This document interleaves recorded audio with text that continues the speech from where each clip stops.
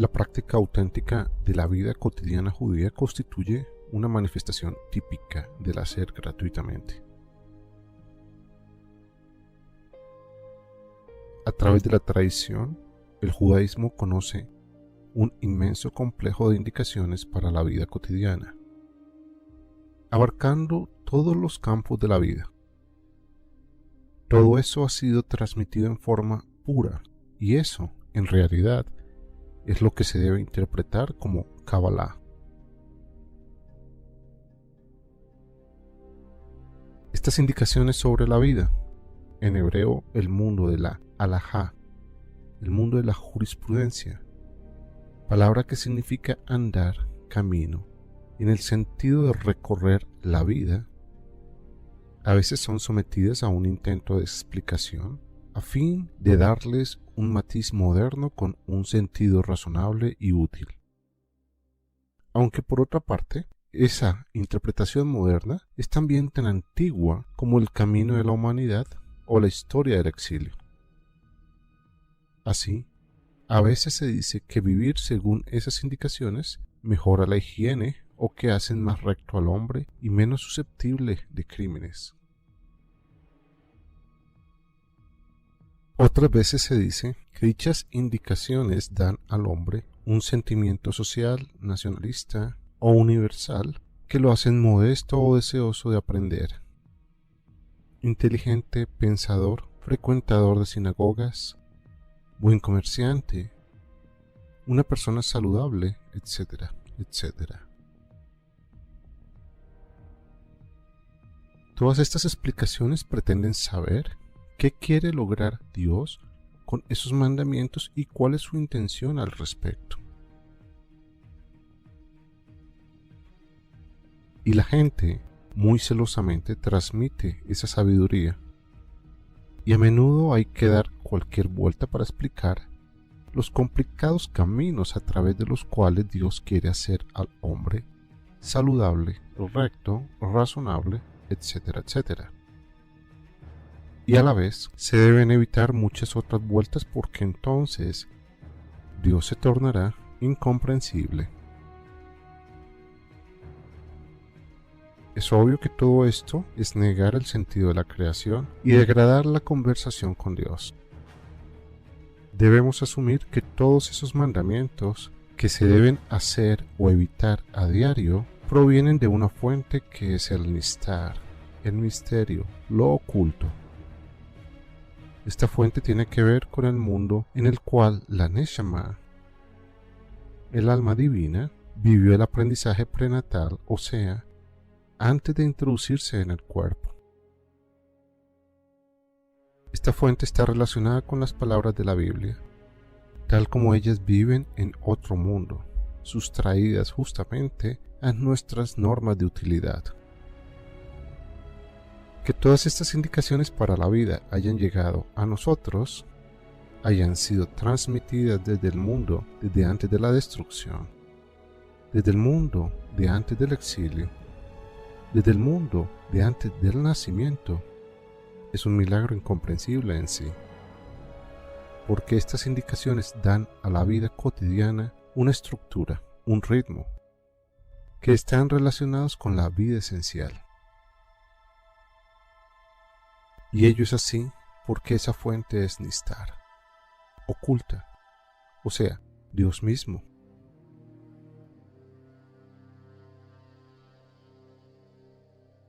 Esto quiere decir, por lo tanto, que todos los motivos razonables y útiles, todos los motivos de salud, de política, de psicología, deben estrellarse contra este gran concepto del Nistar, o sea, de lo misterioso.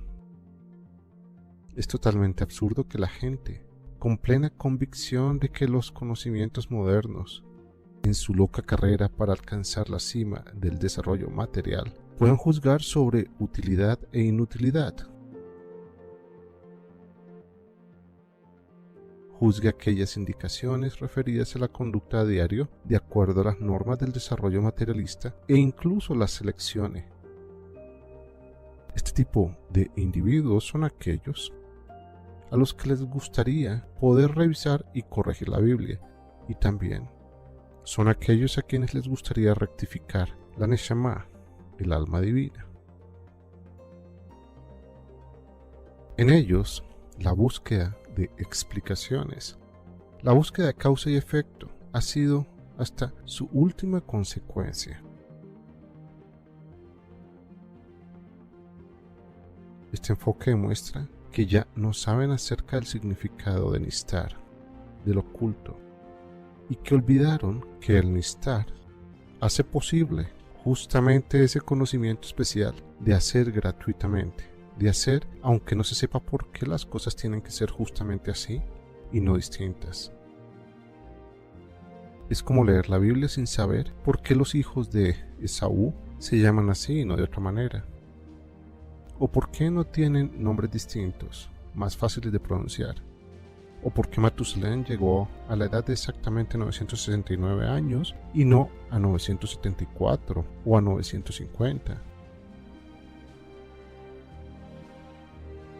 Y a pesar de eso, igualmente se la lee por el regocijo que surge al reconocer una afinidad con lo que la Neshama, el alma divina, profundamente oculta, también sabe y también vive.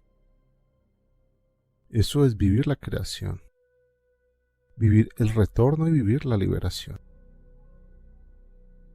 Por supuesto, esto solo lo reconoce aquella persona que tiene Neshama.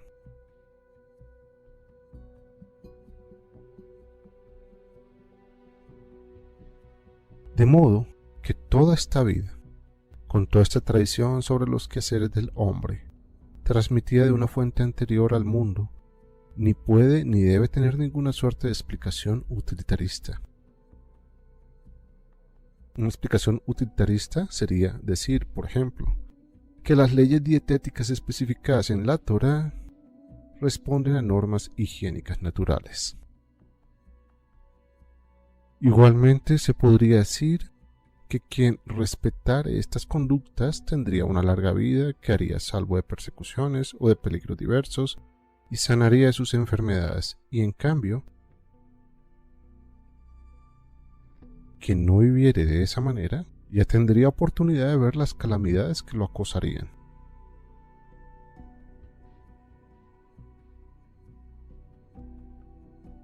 Por supuesto que ello no es así, pues sabemos muy bien que ambos grupos recibieron ambas cosas y que incluso el primer grupo, mirando desde el punto de vista de lo terrenal, pasó peores momentos que los que ignoraron o rechazaron esta manera de vivir. Y de eso se trata ahora. A pesar del hecho de las persecuciones, de la apostasía, de todo lo que desde el punto de vista del desarrollo es negativo, a pesar de todo eso, esta manera de vivir se ha mantenido durante miles de años porque fue cultivada con amor y trabajada gratuitamente. Cultivada por aquellos que tienen Neshama. Esa forma de vivir brinda un gran regocijo interior porque para llevarla a cabo es necesario actuar gratuitamente y en consecuencia se siente que justamente por eso uno está conectado con la fuente, con el misterio del Nistar, del oculto.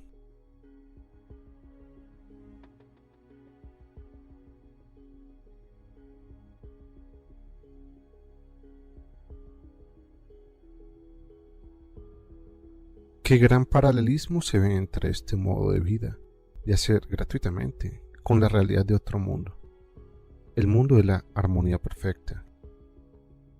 Las indicaciones de este estilo de vida son diametralmente opuestas al concepto de acompañar el desarrollo.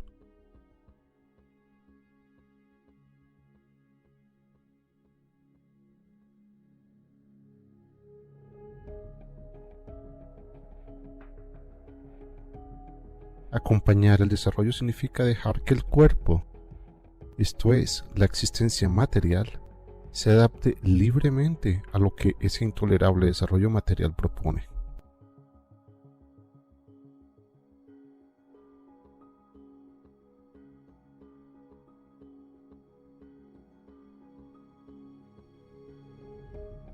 Como opuesto a eso tenemos aquella disciplina inalterable recibida desde un mundo distinto, desde afuera de nuestra realidad temporal espacial. Aquella estructura intocable, aquel ritmo que en realidad sobrevive para la eternidad y que está en el mundo tal como la Neshama, el alma, en el desarrollo, ya que acompaña a esta en su misión. Aquella noble disciplina proviene del mundo donde la palabra de Dios también tiene dentro de sí la naturaleza de la vida en el exilio. Esas indicaciones para la vida son como la Neshama.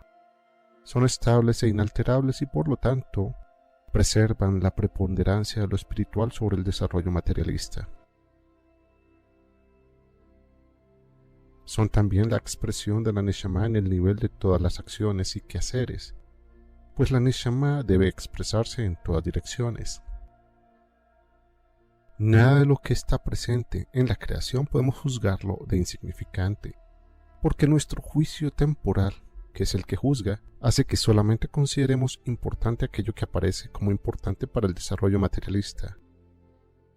Muy a menudo lo extremadamente trascendental apenas se muestra en el desarrollo temporal, en la manifestación material. La Neshama, el alma, es indemostrable en el nivel de las manifestaciones.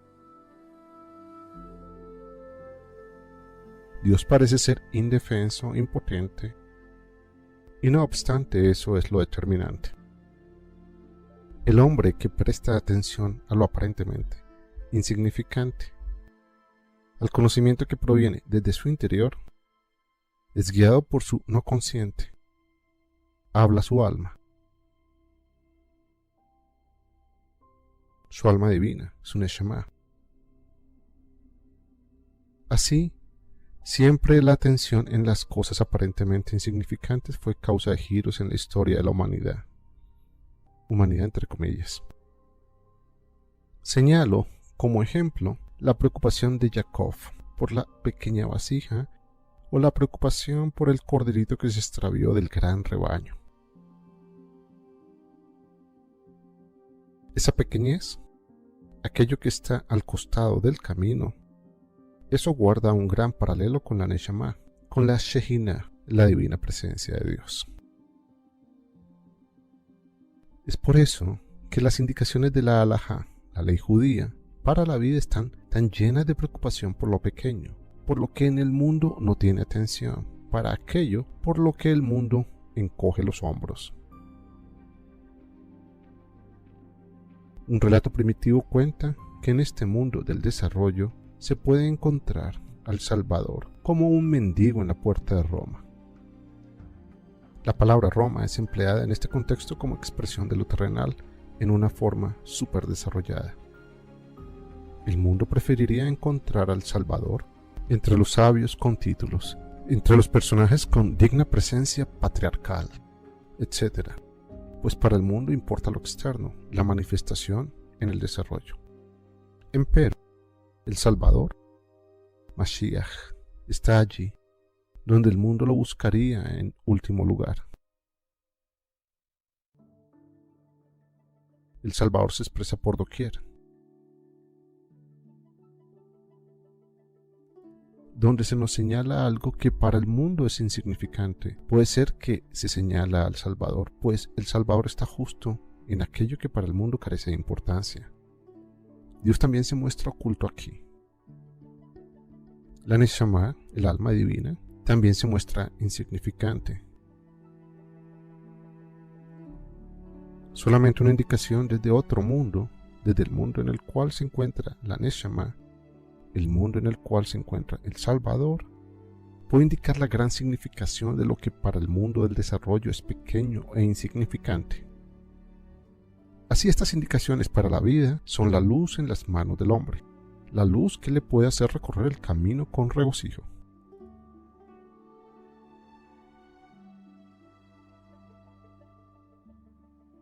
Dichas indicaciones provienen del complejo llamado Torah oral, ley transmitida oralmente. El Talmud, la Agadá, la Kabbalah.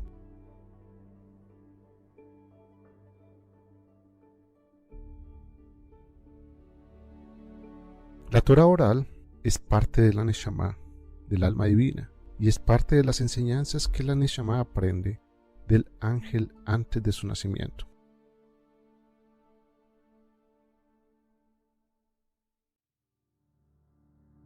En este mundo del exilio, la Torah oral asume también una forma y un cuerpo. Ello implica que el principio del exilio también marca el principio del registro por escrito de esta Torah oral. La Torah oral, también conocida como tradición, es la parte de la ley transmitida oralmente de generación en generación desde la revelación de Dios al pie del monte Sinaí. Sin embargo, hace aproximadamente 2000 años, se debió registrar en forma escrita dichas enseñanzas a fin de evitar que, a causa de las persecuciones y la intolerancia social y religiosa, quedaran en el olvido.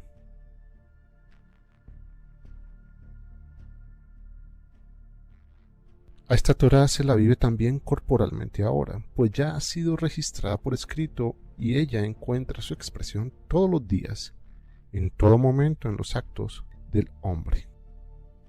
El hombre que tiene Neshama. El cuerpo es expresión viviente de esta milagrosa estructura procedente del mundo previo, del mundo del paraíso. Y el cuerpo observa todas esas indicaciones porque el hombre quiere actuar gratuitamente. El hombre que tiene Neshama, el hombre a imagen y semejanza de Dios.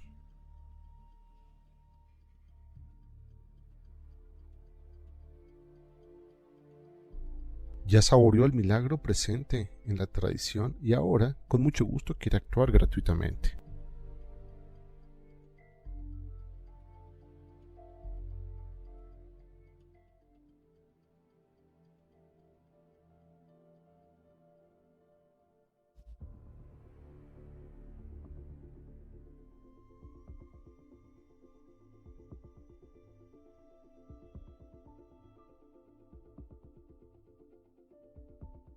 Sin duda alguna, para el mundo es muy importante que siempre haya existido y exista aún un pequeño grupo de gente que aparentemente en forma casual actúe de ese modo, que siempre sigue esas indicaciones para la vida, conectando de esa manera la manifestación física con lo eterno, lo esencial, la Neshama, que siempre cuida y abriga esta disciplina recibida desde otro mundo.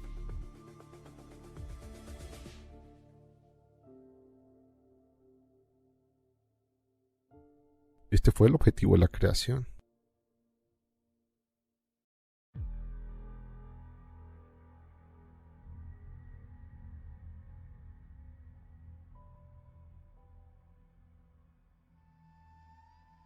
Generalmente, ese grupo no es considerado importante en los términos del mundo. No son financistas, no son grandes científicos, no son políticos. Y si algunos sí lo son, están allí, ahora sí, por casualidad.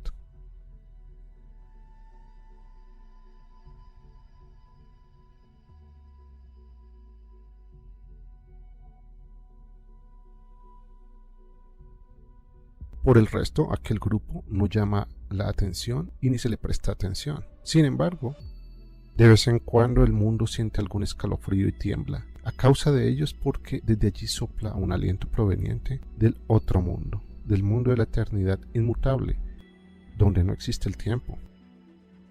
Ese escalofrío significa que la Neshama, el alma divina, está al borde de manifestarse y que la Shejina, la divina presencia, entra en contacto con esta existencia. El despliegue de poder de este pequeño grupo es discreto y la gente no lo considera como un factor del desarrollo. No tienen cañones, bancos, lobbies políticos, prensa, relaciones públicas, organización, etc. Ellos cuidan y viven lo que son, lo discreto.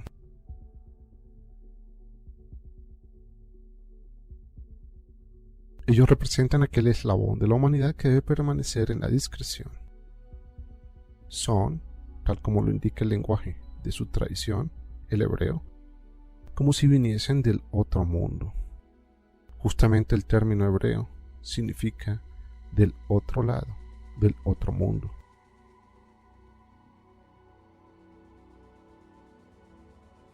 Son lo que es la Neshama, el alma divina, para cada manifestación física, para cada cuerpo. Para cada cuerpo para cada cuerpo con título de hombre.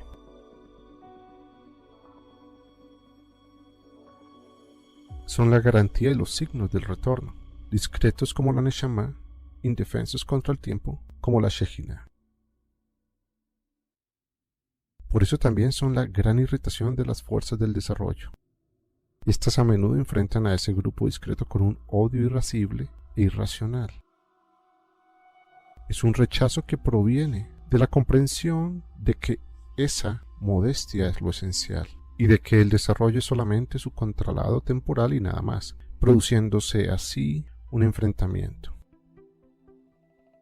Las fuerzas del desarrollo materialista conocen muy bien la fuerza de su oponente, no conscientemente, sino muy profundamente.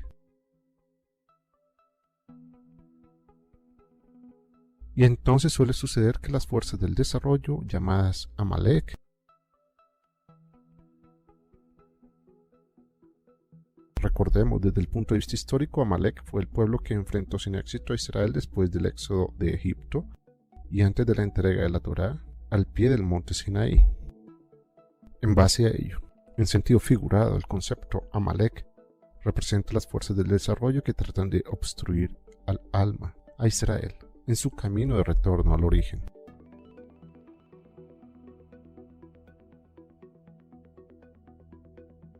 Así, estas fuerzas quieren extirpar lo discreto, exiliarlo del mundo de una vez para siempre. Amalek trabaja con sus armas que provienen del mundo de las manifestaciones de lo externo, del desarrollo material corporal. Estas armas, sin embargo, no pueden afectar el campo de la Neshama.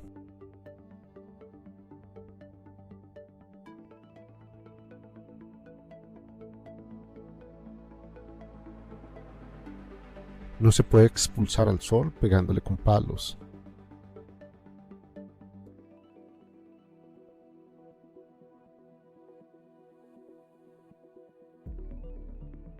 Indefensa, impotente en la manifestación, esa parte del hombre sigue existiendo, siempre según la misma ley de la creación.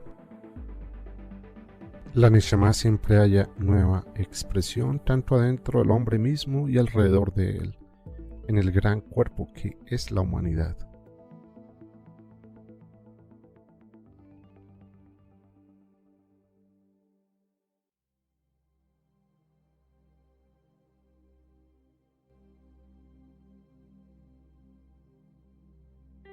Que algo esté en el nivel de Nistar, en lo oculto, significa que hay que darle la espalda a esa fuente, a esas causas. Esa actitud significaría que uno tampoco está interesado en Dios, que uno sencillamente hace constar que Dios se ocultó y luego concluye, está bien, que se esconda, si él mismo lo quiere.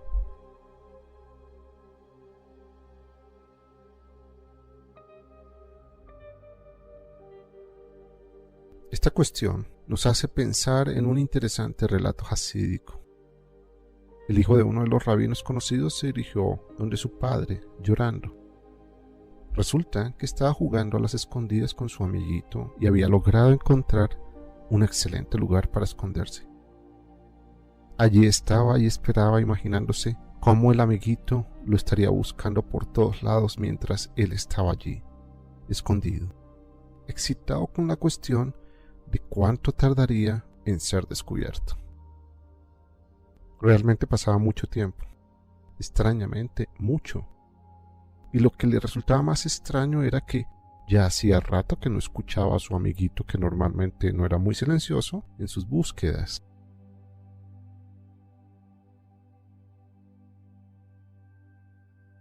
Finalmente abandonó su escondite para ver qué estaba pasando, y así descubrió que el amiguito había vuelto a su casa para jugar a otros juegos con otros niños, mientras él había estado en su tan interesante escondite en vano y había esperado todo ese tiempo inútilmente.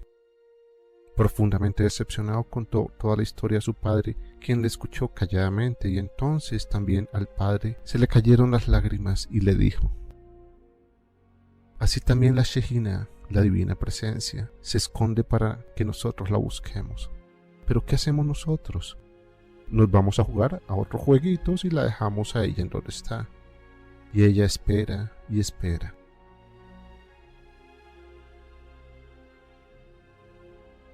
Dios se oculta efectivamente para que lo busquemos, pues buscar a Dios es la vida, es la verdadera causa de la vida.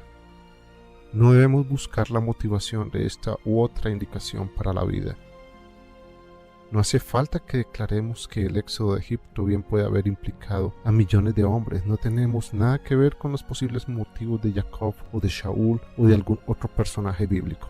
Todo eso solo nos llevaría a la tarea desesperada de buscar causas donde Dios realmente está nistar, oculto. Pero lo que sí podemos hacer es buscar a Dios en toda la creación, comprobar el milagro de la fuente, la estructura, el ritmo de la existencia. Pues buscar a Dios no es otra cosa que el camino de retorno, el camino hacia el origen, el camino de la liberación.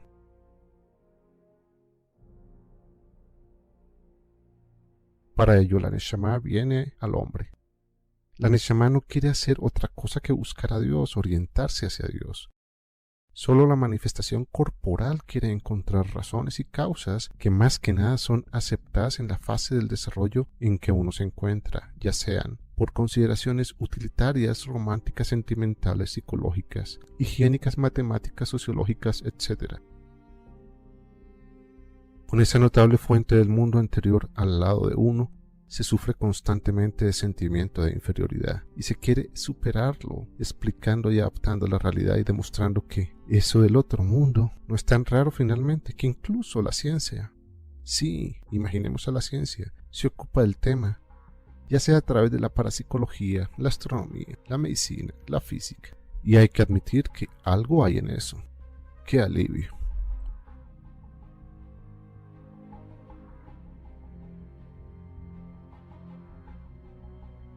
Claro, esto también es buscar a Dios, si se tiene esa actitud. Pero buscar a Dios en el nistar, en lo oculto, es encontrar el milagro. Y ese milagro se encuentra, por lo tanto, también en el cuento de Esther. Aunque Dios esté completamente oculto allí. Buscar a Dios y así encontrar el milagro es algo que construye vida y construye eternidad.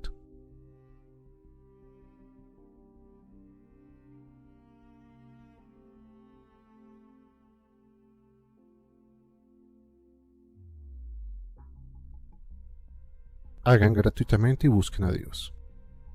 No hay que dar explicaciones porque eso es variedad y de ese modo uno hace un Dios de sí mismo. Las explicaciones son transitorias y en una fase posterior del desarrollo hasta son ridículas y peligrosas para el hombre. No obstante, al principio son necesarias.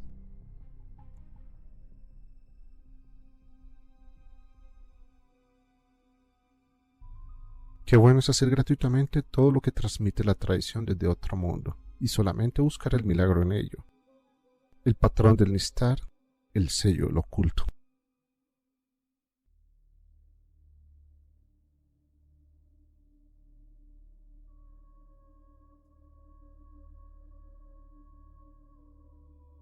El concepto pur, en su significado de destino, pur es casualidad, toma un aspecto especial cuando se lo mira más de cerca. La palabra pur está constituida por los mismos elementos o letras que forman las palabras hebreas para designar toro, fruto y fertilidad.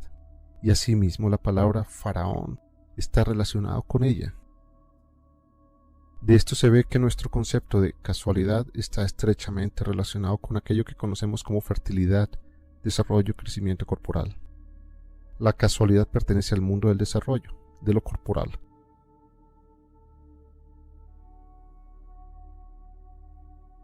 Estamos hablando de casualidad y no de misterio. Los conceptos nistar y Esther pueden ser comprendidos solamente cuando uno se libera de las garras del desarrollo, cuando no se deja arrastrar por la embriaguez, sino cuando se deja hablar a la Neshama, al alma divina, dejando entonces que rija el retorno, la búsqueda de Dios y la búsqueda del milagro. Por consiguiente, en el cuento de Esther, recordemos, La palabra pur, significando casualidad en hebreo, alude al sorteo que hizo Amán para determinar el día en que serían exterminados los judíos. El pur es visto y empleado por Amán, el amalecita, máxima expresión de las fuerzas del desarrollo. Amán ve solamente desarrollo materialista y niega que ese desarrollo es dominado por el pur, la casualidad.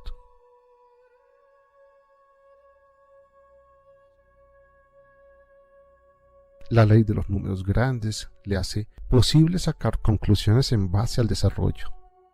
La casualidad no afecta las leyes de las estadísticas.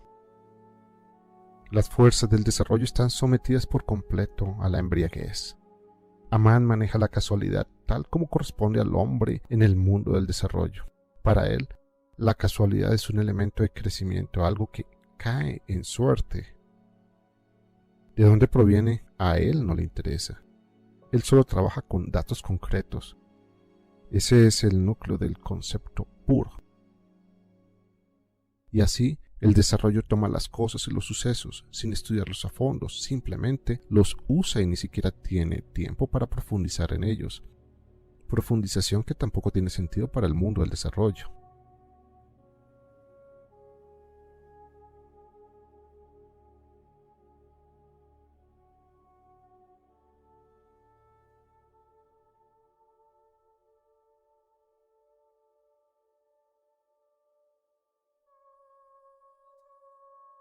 La acción donde se desenvuelve el relato de Esther se sitúa en Persia Media, conocido en hebreo como Paras Umadai.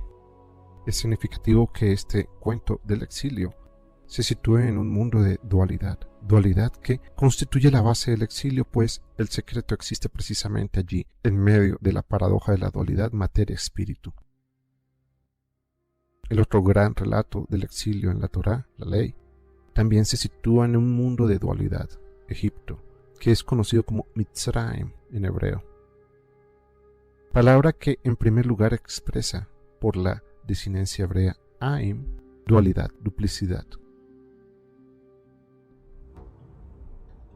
El resto de la estructura de esta palabra, en resumen, está relacionada con las voces hebreas equivalentes a sufrir y forma.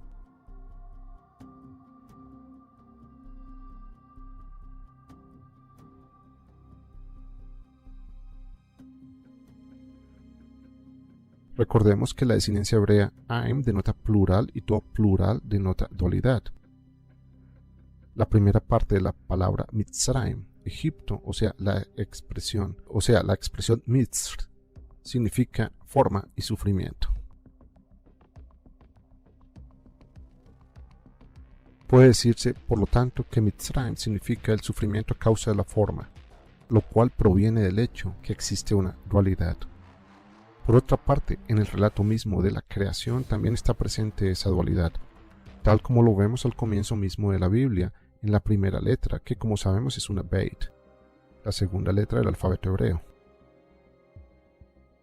Tenemos entonces que es la segunda letra, la letra cuyo valor numérico es 2, la letra que es el símbolo de la dualidad, aquella que abre el relato de la creación, una creación que enseguida se hace conocer en todos los aspectos como una dualidad, una creación caracterizada por cielo, tierra, luz, oscuridad, varón, mujer, el árbol de la vida, el árbol del conocimiento, etcétera, etcétera.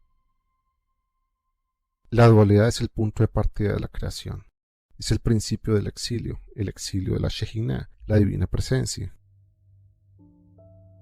El relato de Esther, con el ocultamiento de Dios en ese exilio, se sitúa por lo tanto en ese mundo de dualidad, justo en ese mundo de la dualidad de Paras Umadai, Persia y Media.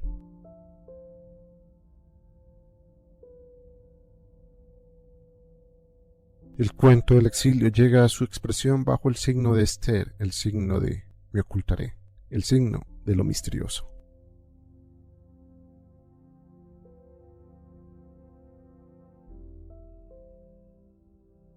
Como criatura humana uno se siente cautivo en un mundo de dualidad. Uno está como preso entre los opuestos, pero allí latente está el secreto, el profundo secreto de los opuestos. La Neshama está en el exilio y anhela la vuelta a casa.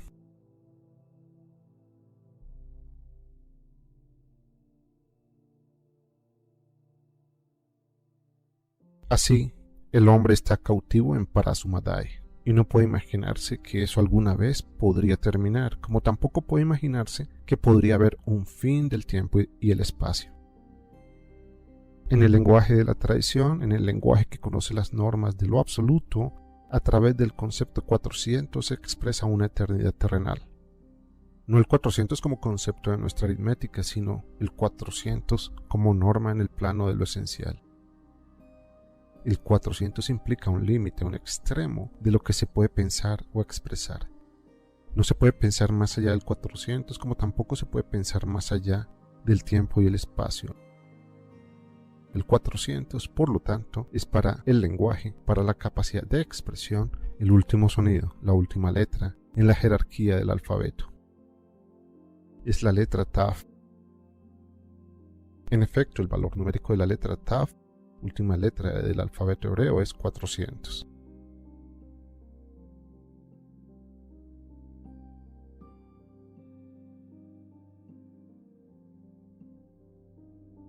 Cabe anotar aquí que es esta la razón por la cual muchos estudiosos no judíos de la Biblia hierran constantemente en sus cálculos numéricos, sobre todo cuando se trata de hacer predicciones proféticas según su entendimiento.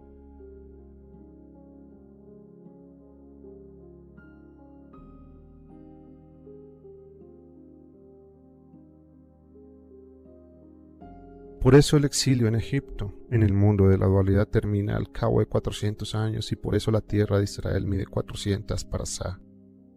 Y por eso la tierra de Israel mide 400 parasá de largo y 400 parasá de ancho. Uno está prisionero en los 400 porque está prisionero en la forma, en la posibilidad de la expresión material. Si sumamos los valores numéricos de los elementos o letras de la dualidad, Paras, Umadai, Persia y Media, 800, 200, 60, 6, 40, 4, 10, igual 400. En su significación absoluta como unidad se ve que juntos representan este 400. Persia y Media es 400, pues ellas son el símbolo del cautiverio en la dualidad, en la forma, en la posibilidad de expresión material. En el concepto Persia y Media se expresa a través de las letras hebreos que conforman dichas palabras aquello que en el principio de exilio en Egipto está presente como tiempo de duración, pues el valor total de 400 de Persia y Media es el mismo 400, al cabo de los cuales terminó la esclavitud en Egipto. Parasumadai, Persia y Media, es un concepto eterno para nuestro mundo, para el exilio.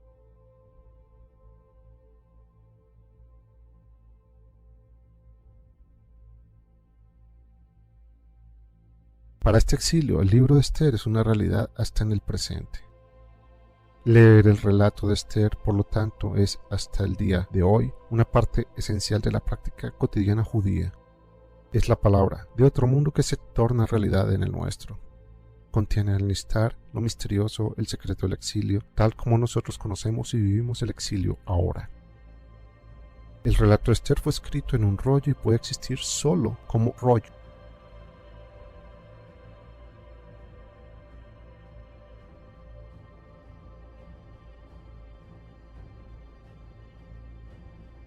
Tanto es así que la palabra hebrea para indicar rollo, Megilá, se convirtió en un símbolo exclusivo del rollo de Esther. Cuando uno habla de Megilá a solas, cuando uno habla del rollo a secas, se refiere al rollo de Esther, al relato de Esther. También la Torá, el Pentateuco, fue escrito sobre un rollo, y puede solamente existir como rollo y ser leído sobre un rollo. Sin embargo, nunca se dice que la Torá es una Megilá, un rollo, aunque sí lo es. No es sin razón, sin embargo, que el cuento de Esther se denomina rollo, sin ningún otro agregado. La palabra hebrea equivalente a rollo proviene de la misma raíz que el equivalente hebreo de los conceptos exponerse, dar lo externo, exilio, es decir, el concepto forma en el sentido de manifestación externa. En todas estas palabras, el elemento central es el concepto GL, es decir, las letras G y L, elementos cuyos valores numéricos en el alfabeto hebreo son el 3 y el 30. De modo que el exilio tiene que ver con lo que a nuestros ojos se manifiesta como rollo.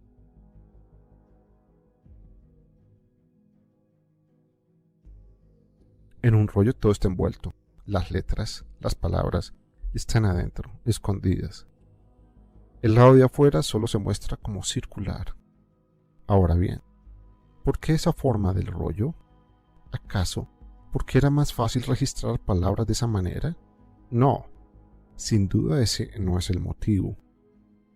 Entonces, ¿cuál es la causa, el nestar de esta elección? ¿No será acaso que la Neshama, el alma divina, sabe que las palabras en este mundo entran en el exilio y que se esconden bajo una superficie circular como un rollo? ¿Quién, por otra parte, pudo haber creado la palabra Megilá para designar a un rollo de modo que en dicha palabra estuviera presente también la relación con el exilio, con lo externo, con lo superficial? ¿No será acaso el hacedor mismo de la palabra el hacedor de toda la creación? El rollo escrito, por lo tanto, es la expresión para la manera en que se manifiesta la creación y el exilio.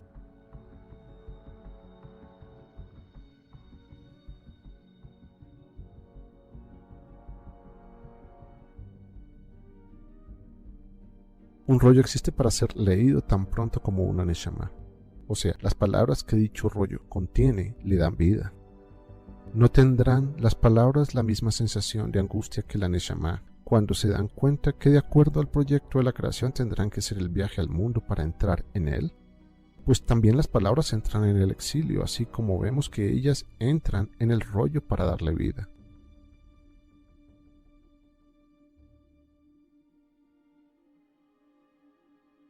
El rollo debe ser leído y para eso se lo abre. Entonces comienza la vida, comienza el mundo, letra por letra, palabra por palabra, columna por columna, y lo que ya se leyó se enrolla nuevamente, es pasado, y por lo tanto vuelve a ser ocultado. Entonces solo queda el exterior circular.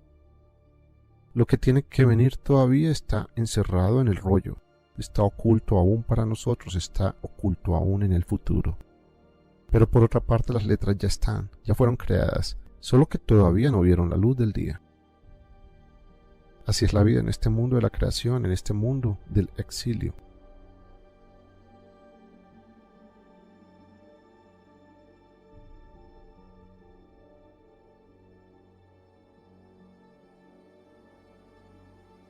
El presente está entre el pasado y el futuro y ambos están ocultos.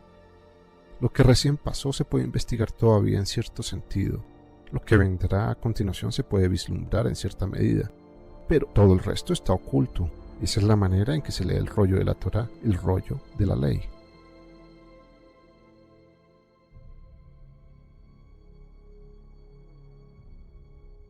El relato de Esther es el único que hasta el día de hoy está escrito en un rollo, aparte de la Torá, la ley. Y ese relato de Esther se llama sencillamente rollo, Megilá. Este rollo de Esther, antes de comenzar su lectura, es desenrollado completamente y doblado en 4 partes, las que son desplegadas durante la lectura. Insignificante, dirán los conocedores del desarrollo. Sin duda alguna, son las cosas pequeñas las que Amalek deja de lado y para las cuales se encoge de hombros. Las cosas pequeñas no rinden nada para el desarrollo. Pero en estas cosas pequeñas, en estos detalles poco llamativos, descansa la vida. A lo indefenso, como la Neshama, el desarrollo lo deja de lado. El relato de Esther es el relato del exilio, de este exilio nuestro. El exilio es cuatripartito, pues hay 4 exilios como hay 4 mundos en el proceso de la creación, y como existen también los 4 fundamentos sobre los cuales descansa el universo: agua, tierra, aire, fuego. De modo que este elemento esencial, este rollo, se deposita con su cuadruplicidad ante nosotros para que lo leamos, tal como también vivimos el exilio cuádruple. El exilio no es simple, es cuatripartito, como también los 4 puntos cardinales abarcan todo el mundo, y tal como los 4 elementos básicos son la base para cada manifestación aquí en este mundo.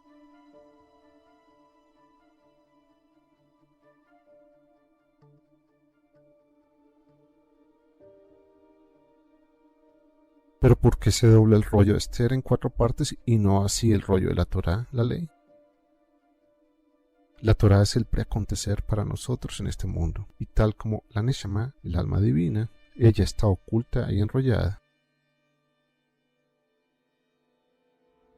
La Torá proviene de un mundo anterior al nuestro, o superior al nuestro, según uno prefiera verlo.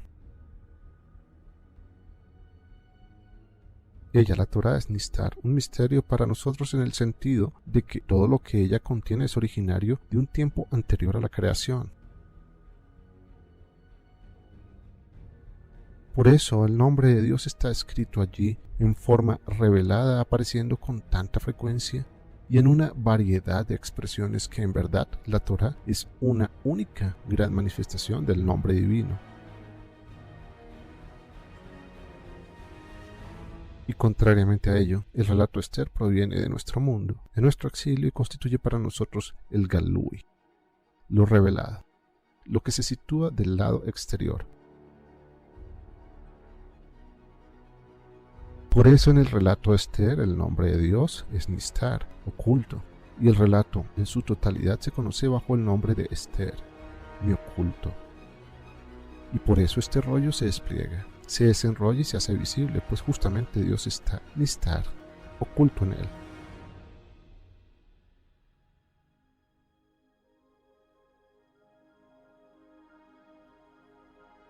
Precisamente el milagro de estas palabras del rollo de Esther es que han sido escritas en este mundo, explícitamente en un estado de Nistar, un estado de ocultamiento en el cuento. Y a pesar de haber sido escritas desde otra realidad, sin embargo pudieron aparecer en este mundo a través del Ruach HaKodesh, el Espíritu de Santidad. Ruach es aquello que une, que se mueve de un lado a otro, y por eso también al viento se lo conoce en hebreo como Ruach, al igual que a los puntos cardinales.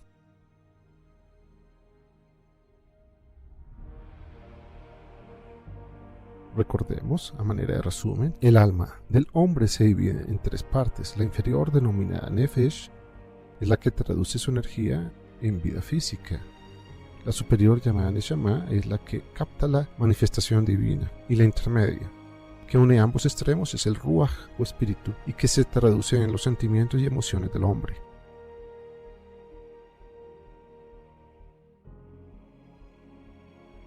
El Ruach, el espíritu, en el hombre es el conector entre lo que se manifiesta aquí, en este mundo, y lo esencial.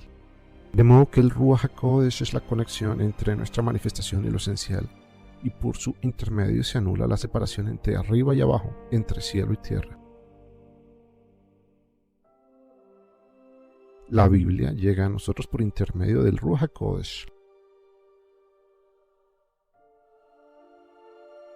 Las palabras de la Biblia valen tanto aquí en la tierra como en el otro mundo, en el cielo.